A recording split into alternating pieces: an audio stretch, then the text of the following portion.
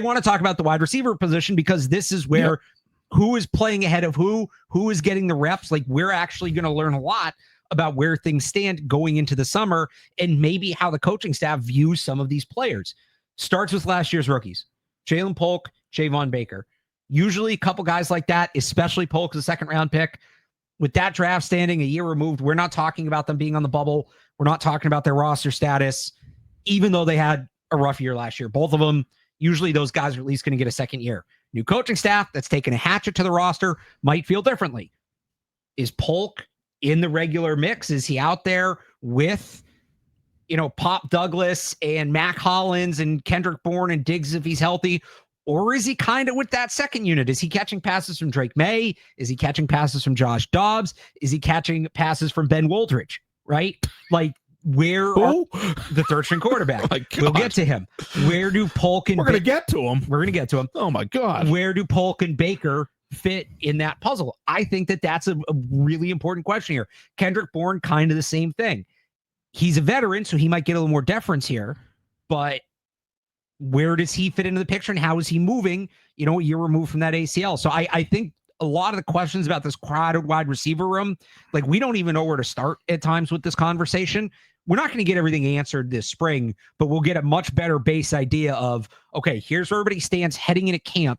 Here are the guys that we'll get a better idea of who's really on the outside looking in and who maybe the team values more in terms of the guys returning from last year. Yeah, it's a big question for Josh McDaniels, right? And so knowing Josh, not just knowing him, but just knowing that Josh McDaniels is here and how they approach the offseason, I would expect Kendrick Bourne and Mac Hollins to have at least a decent sized workload in terms of the reps when they get out there in the team drills.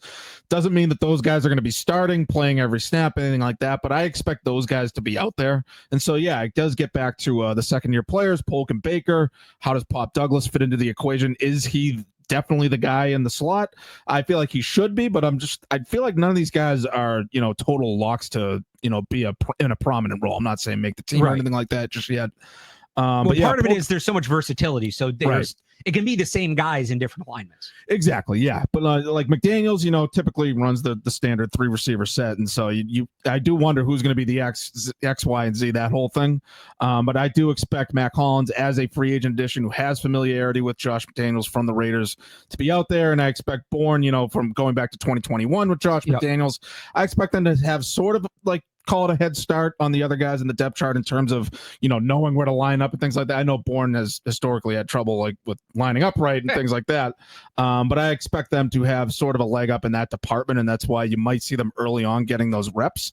And it might just take some time for a guy like Javon Baker, especially, but Jalen Polk too, to sort of, get back and assimilate them into this system and then see if they line up differently as camp goes on. Yeah, that's another good point. Even the guys who are returning, like, where are they going to play? Because Kyle Williams can play X, Y, slot. Diggs, X, Y slot. Or, sorry, Z, X, Z slot, X, Z slot. Pop can play Z slot. Polk, however much he's out there, can play all 3 spots. So where do they view guy? The only guy I really think you pencil into one spot, Mac Hollins is an X. Mac Hollins is a true X. Yep. You're not really playing him anywhere else. Kayshon Boutte, for the context of what they're doing, is probably an X, but like, he can play Z too. And if they're going to put Kyle Williams on the outside, where does Boutte go? That's another guy that, again, is on that bubble. And where's he going to play? Maybe he gets more opportunities early on as a veteran, but because we should mention him, because we didn't even mention him there for a while. Like, we're going to kind of start to see this thing get sorted out, not just in terms of who's going to make the roster, but okay, you have all these guys with all this versatility, who's playing where. Oh, I wouldn't be surprised. So there's 2 parts to this. I wouldn't be surprised we see a bunch of guys in a bunch of spots, because there is that versatility. And on one hand, this is a teaching period. Hey, we might end up using you at 2 or 3 different spots this year, so we want you to kind of get familiar with them all. On the other hand, that might be indicative of what they're going to do, because Josh McDaniels, like you said, he'll use that 3 wide receiver set quite a bit, but he has no problem mixing it up within those 3 receivers. That's part of the beauty of his offense, is they'll essentially run what's on paper, the same play, but they'll run the same play with 4 or 5 different, like with a completely different set of the 5 skill players. So you're defending it very differently than you would be, depending on who the personnel is. So the placement thing is going to be interesting, like where guys are playing, because it might be indicative of just we're going to play everybody everywhere. Yeah, well, I look at it as like putting a puzzle together, right? Yeah. And in this case, they actually made the puzzle themselves, right? So you could look at it almost like Josh McDaniels has been sort of reinstalling his offense here, and you look at each individual play as a piece of the puzzle, right? And so certain guys fit in differently with individual plays, and so OTAs is going to be him dumping all the pieces onto the table, and now it's time to sort of arrange it, see if that all fits together. And so I guess it's going to be a while before we see how it comes together, but like there's going to be different guys lining up at different spots as sort of pieces of a whole, and might just be a little hard to interpret that, early on in these OTAs. In that analogy, who are the corner pieces? Oh my God. Mac Hollins is like an easy corner piece because you just know like exactly where to put him.